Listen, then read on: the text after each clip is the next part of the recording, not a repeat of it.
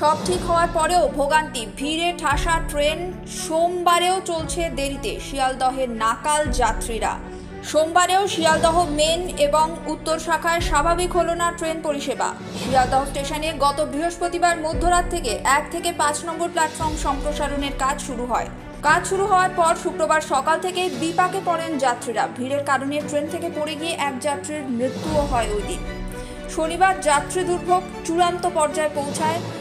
Local ট্রেনের অবস্থা ছিল আরও খারাপ। রবিবার সকালে বিক্ষুব্ধ রেলযাত্রীরা শিয়ালদহ স্টেশনে ভাঙচুর চালায়।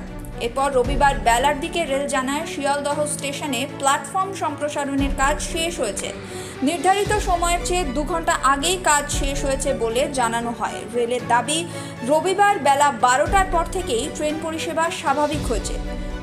তবে আত্মনির্ভর শিয়ালদহে সোমবারও যাত্রীদের ভোগান্তির ছবি দেখা গেল। শিয়ালদহ লাইনে ভিড়ে বিপর্যস্ত যাত্রীরা। নির্ধারিত সময়ের চেয়ে দেরিতে ট্রেন চলায় অনেকে পরের ট্রেন ধরতে এসে আগের ট্রেন পেয়ে যাচ্ছেন। প্রচণ্ড গরমে ভিড়ে চিড়ে চ্যাপ্টা হয়ে সেই ট্রেনে উঠতে হচ্ছে নিত্যযাত্রীদের।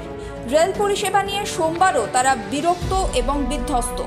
সোমবারের পরিস্থিতি নিয়ে রেলের বক্তব্য, যেহেতু শিয়ালদহে সদ্য প্ল্যাটফর্ম সম্প্রসারণের কাজ শেষ হয়েছে, সেখানে ট্রেন ঢোকা বেরোনোর জন্য সময় লাগছে।